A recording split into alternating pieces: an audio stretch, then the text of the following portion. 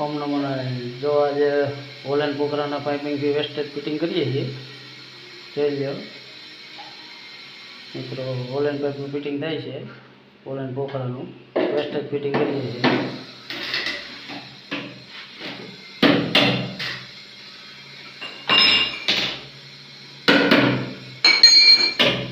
આ નથી બેઠો પોખરો, જોઈ લો તો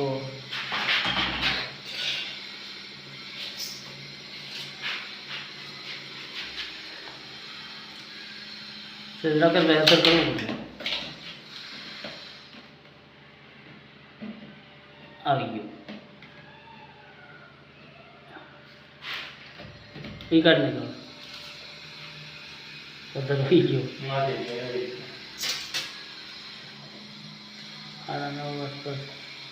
બોલો કાઢી નીકળતા અહીંયા માં એ કાઢી બે ગયો પાછો।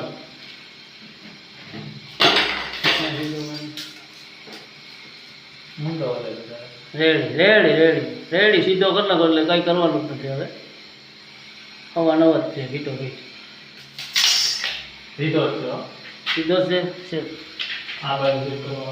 રેડી હાલ ને રેવા દે રેવા દે નહીં નહીં નહીં હવે રેવા દે રેવા દે ભાઈ।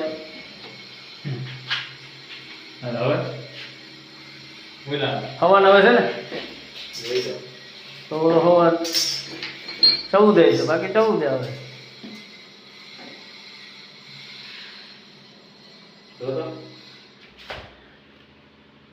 સેન્ટર હેઠું લે, એ સેન્ટર નથી તારી તણી તણી તારી સેન્ટરમાં 9 જ છે, તો 14 રાખી દે થઈ જાય।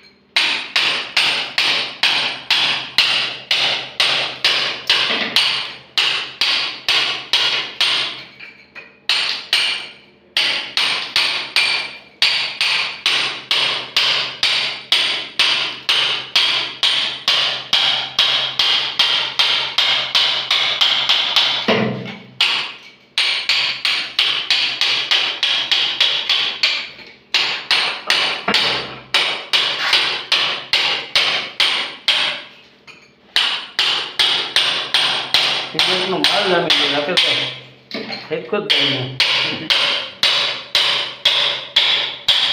થોડી નીકળે એમ નથી, જોઈ લેજો।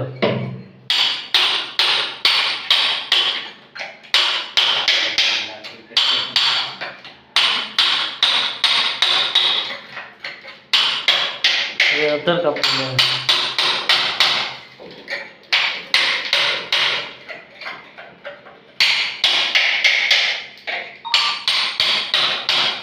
કરીએ છીએ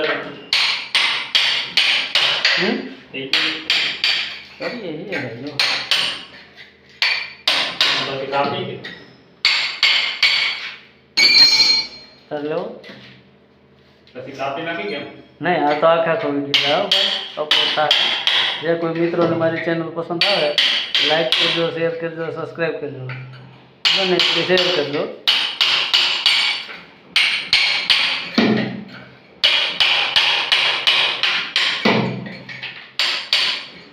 ઉપરથી કાપી દીધો તો રાકેશભાઈ ટૂંકો રહે, લગભગ માફ કરી લગભગ 9 છે, 14 રાખવાનું રહે।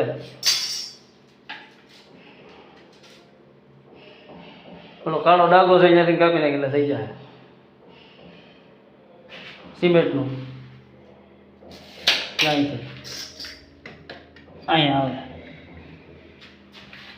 હાલો